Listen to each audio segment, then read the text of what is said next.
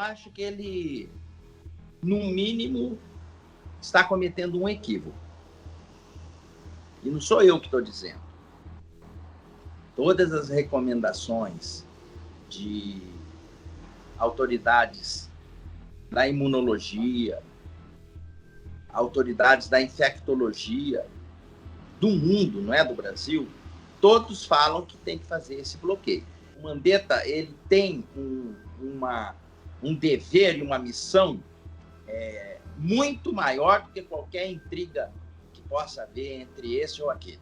Esse sapo que o presidente teve que engolir em função de toda essa batalha, se isso será digerido ou se lá na frente essa questão vai ser exaurida com a demissão dele. A gente tem visto o presidente Bolsonaro pregando a volta à normalidade, ele tem saído às ruas, tem feito passeios por Brasília. O senhor acha que ele está subestimando a pandemia? Eu acho que ele, no mínimo, está cometendo um equívoco. E não sou eu que estou dizendo. Todas as recomendações de autoridades da imunologia, autoridades da infectologia do mundo, não é do Brasil, todos falam que tem que fazer esse bloqueio. De forma que,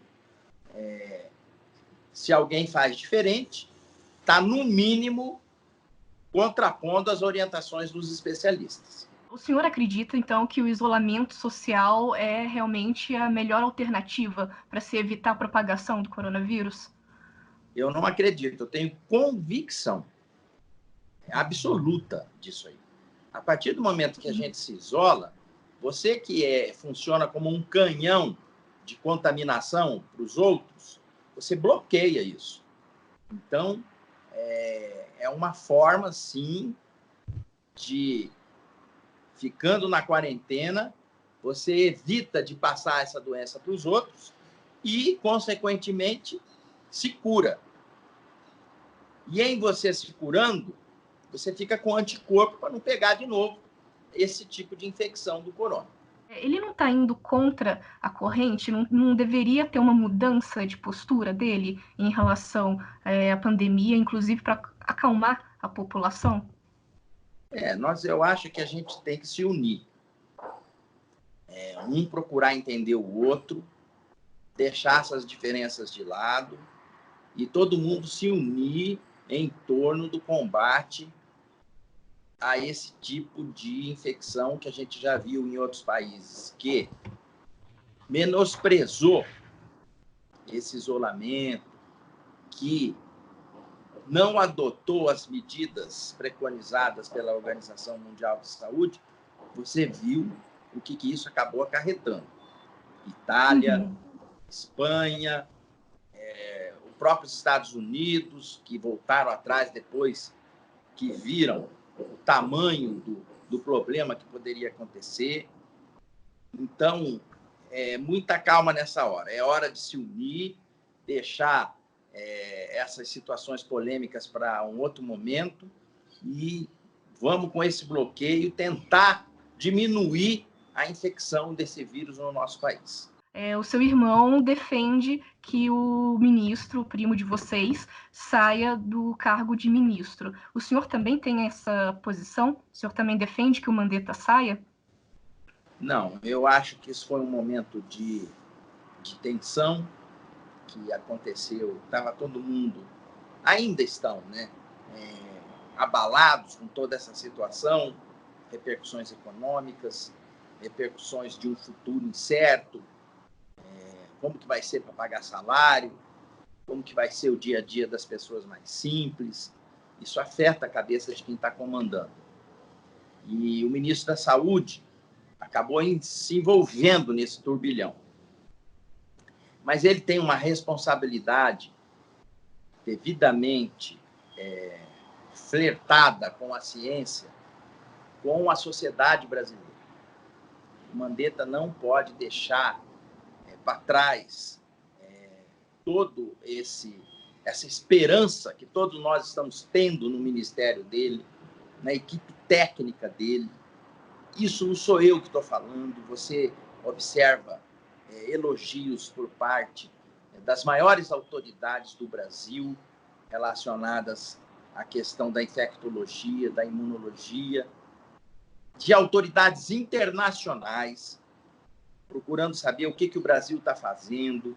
Ou seja, o Mandetta ele tem um dever e uma missão muito maior do que qualquer intriga que possa haver entre esse ou aquele.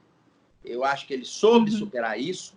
Ele é uma pessoa habilidosa, se cercou da tecnologia, da ciência e passou por cima dessa situação. Eu acho que agora são outros ares que ele está respirando, inclusive diante da constatação de que ele está do lado da ciência, com o apoio de gente muito forte do próprio governo, inclusive do próprio presidente, que agora a gente observa que já veio a uma neutralidade em relação a essa questão que o Mandetta sempre defendeu. Pois é. Agora ele vem comentando alguma coisa com o senhor? A Mandetta, sequela que isso vai gerar no futuro, nunca se sabe, né? Se esse sapo que o presidente teve que engolir em função de toda essa batalha, se isso será digerido ou se lá na frente essa questão vai ser exaurida com a demissão dele. Então, a gente só o futuro vai poder saber. O senhor acha, então, que pode ser que depois ele saia, que ele seja demitido ou que ele mesmo peça demissão? Também acha que tem essa possibilidade? Não, eu acho que ele não deve pedir demissão. Eu acho que o Mandetta tem que se portar da forma como ele está se portando. Ele está diante de uma batalha, de uma guerra, e quando a gente está numa peleia dessa, a gente tem que ter foco, como ele mesmo disse, e foco de vencer a batalha.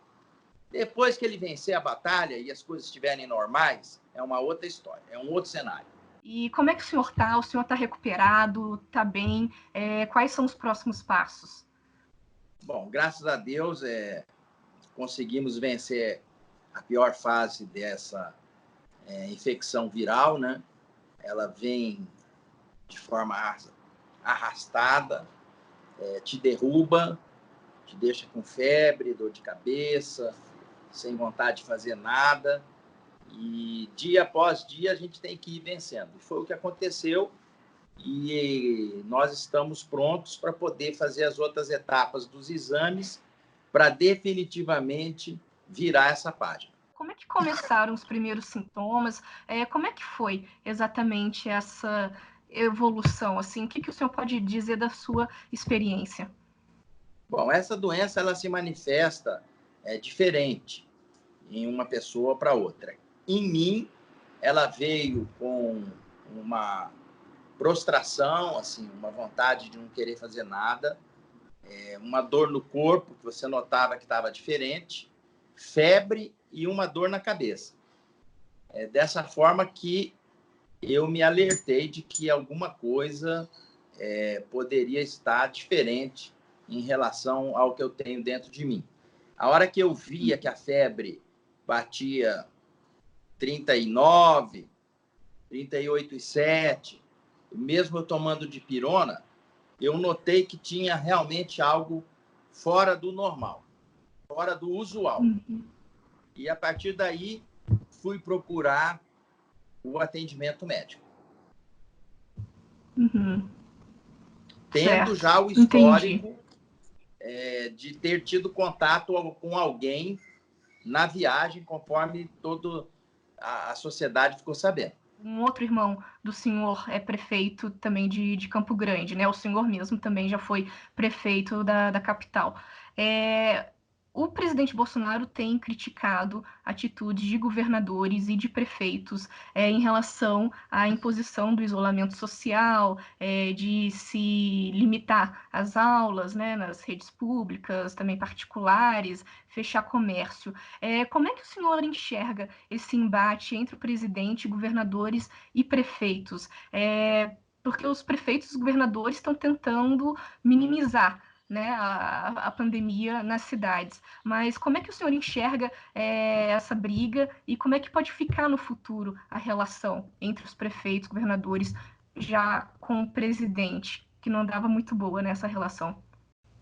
Bom, primeiro, o prefeito Marquinhos Trade, de Campo Grande, ele não tirou essas medidas que ele implantou lá da cabeça dele.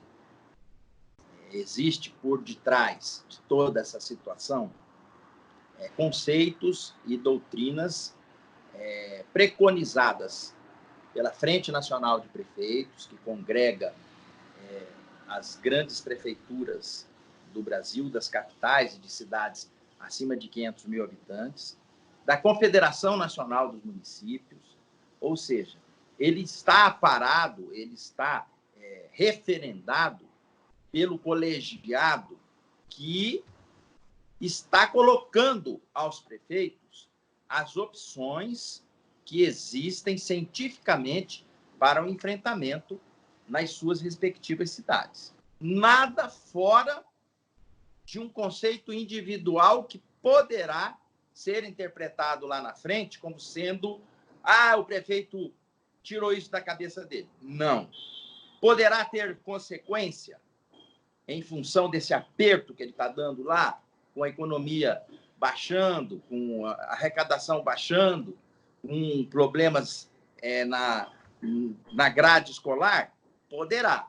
Agora, o que pode não ser superado diante de uma estatística que hoje, e que eu espero que aconteça no futuro, possa perdurar, ou seja, não morreu ninguém. Isso tem preço?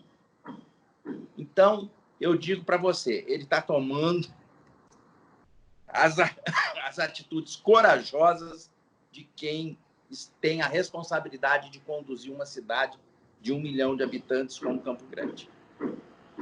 Pois é. E como é que fica essa relação entre os prefeitos, governadores com o presidente? Olha, isso é um exercício. Pode ter tido um abalo agora, deverá ser retomado o exercício desse relacionamento. Eu me lembro, quando eu era prefeito, isso era sempre cultivado pelos presidentes com os quais eu passei, e eu acho que precisa ser também pelo Palácio do Planalto, até porque é a base estrutural que mantém o contato epidérmico com o eleitor. Ou seja, é o prefeito, é o vereador que está lá na ponta, administrando as cidades onde as coisas acontecem. Isso deve ser cultivado pelo presidente. Hoje, então, o senhor avalia que não tem sido cultivado como deveria? Não, eu não vou entrar nisso, mas que pode melhorar. E eu torço para que melhore, isso pode. Mato Grosso do Sul é um estado fundamental para a agropecuária brasileira. A gente não tem visto desabastecimento nos mercados, mas como é que pode afetar o setor, tanto nas exportações quanto também no consumo interno? Olha, eu digo o seguinte, qualquer análise que se faça agora, ou qualquer projeção, na minha avaliação, ela é meramente uma possibilidade que pode acontecer. Eu acho que a gente tem que esperar, não sofrer por antecipação, procurar se organizar com planejamentos em situações de queda de safra, em situações de queda de exportação, para que a gente possa fazer frente a toda essa história que com certeza acontecerá no futuro. O que, se eu fosse o gestor, eu observaria? Essa doença aconteceu em outros países na nossa frente.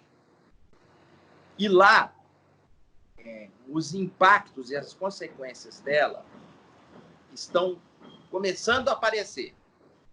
Porque na China isso começou a acontecer em novembro, dezembro. Bem lá atrás do que como começou a acontecer a nossa. Vamos nos mirar nas reações que esses países estão tendo no sentido de diminuir esse impacto. Nós temos esse privilégio dessa doença ter chegado aqui um pouco mais tarde do que chegou em outros lugares.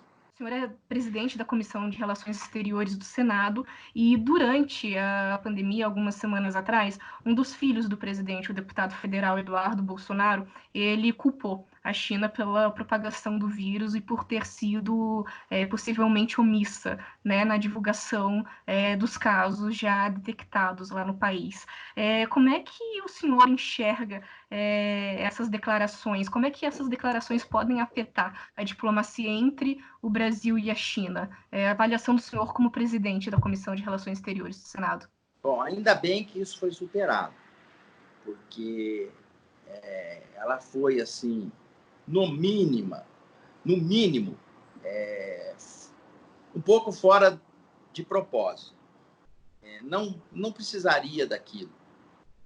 Está todo mundo aí assustado, está todo mundo sofrendo com uma situação dessa natureza. Milhares e milhares de mortos, pessoas perdendo a vida, e você inerte sem poder fazer nada. Então, eu acho que isso, ainda bem, foi corrigido a tempo. Essa questão foi devidamente reparada por parte das autoridades brasileiras. O próprio presidente ligou para o presidente da China, e eu acho que isso é uma página virada.